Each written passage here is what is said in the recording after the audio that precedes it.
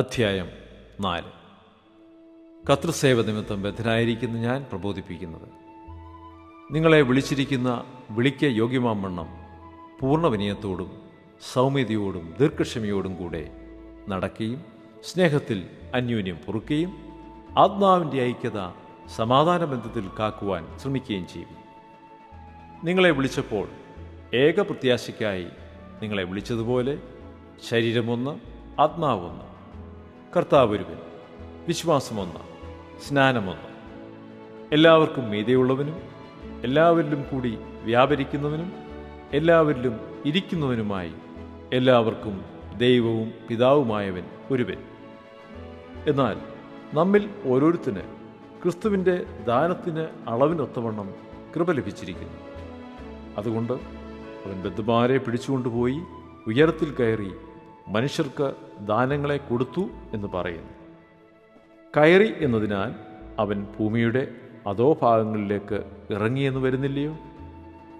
ഇറങ്ങിയവൻ സകലത്തെയും നിറക്കേണ്ടതിന് സ്വർഗാതിസ്വർഗത്തിനു മീതെ കയറിയവനുമാകുന്നു.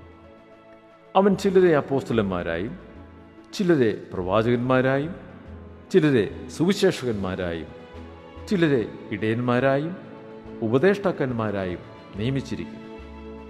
അത് നാം എല്ലാവരും വിശ്വാസത്തിലും ദൈവപുത്രനെക്കുറിച്ചുള്ള പരിജ്ഞാനത്തിലുമുള്ള ഐക്യതയും തികഞ്ഞ പുരുഷത്വവും ക്രിസ്തുവിൻ്റെ സമ്പൂർണതയായ പ്രായത്തിൻ്റെ അളവും പ്രാപിക്കുവോളം വിശുദ്ധന്മാരുടെ യഥാസ്ഥാനത്തിനായുള്ള ശുശ്രൂഷയുടെ വേലയ്ക്കും ക്രിസ്തുവിൻ്റെ ശരീരത്തിൻ്റെ ആത്മീയ വർധനയ്ക്കും ആകുന്നു.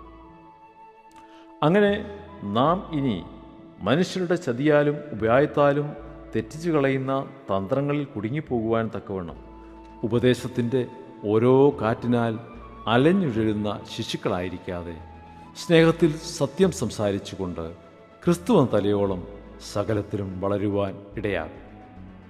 ശരീരം മുഴുവനും യുക്തമായി ചേർന്നും ഏകീഭവിച്ചും ഓരോ അംഗത്തിൻ്റെ അതത് വ്യാപാരത്തിനൊത്തവണ്ണം ഉദവി ലഭിക്കാനുള്ള ഏത് സന്ധിയാലും സ്നേഹത്തിലുള്ള വർധനയ്ക്കായി അവനിൽ നിന്ന് വളർച്ച പ്രാപിക്കുന്നു. ആകയാൽ ഞാൻ കർത്താവിൽ സാക്ഷീകരിച്ചു പറയുന്നതെന്തെന്നാൽ, ജാതികൾ തങ്ങളുടെ വ്യർത്ഥബുദ്ധി അനുസരിച്ച് നടക്കുന്നത് പോലെ നിങ്ങളിനി നടക്കരുത്. അവർ അന്ധബുദ്ധികളായി അജ്ഞാനം നിമിത്തം ഹൃദയകാഠിന്യം നിമിത്തം തന്നെ ദൈവത്തിൻ്റെ ജീവനിൽ നിന്നകന്ന് മനം തഴമ്പിച്ചു പോയവർ. ആകയാൽ അത്യാഗ്രഹത്തോടെ സകല അശുദ്ധിയും പ്രവർത്തിപ്പാൻ ദുഷ്കാമത്തിന് തങ്ങളെ തന്നെ ഏൽപ്പിച്ചിരിക്കുന്നു.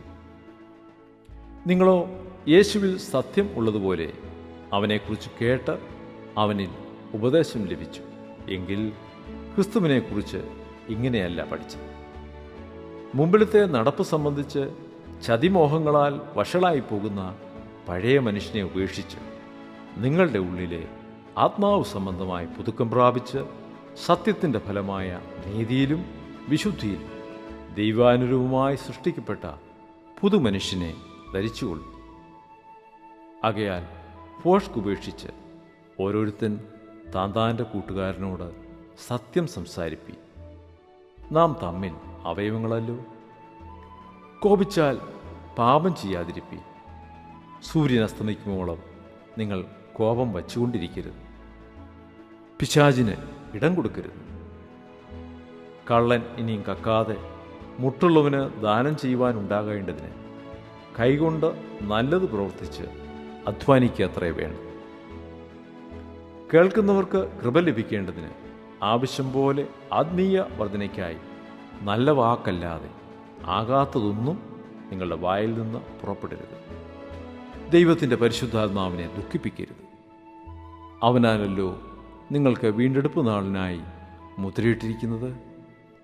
എല്ലാ കയ്പും കോപവും ക്രോധവും അട്ടഹാസവും ദൂഷണവും സകല ദുർഗുണവുമായി നിങ്ങളെ വിട്ട് ഒഴിഞ്ഞു പോകട്ടെ. നിങ്ങൾ തമ്മിൽ ദയയും മനസ്സലിവുള്ളവരായി ദൈവം ക്രിസ്തുവിൽ നിങ്ങളോട് ക്ഷമിച്ചതുപോലെ അന്യോന്യം ക്ഷമിപ്പി.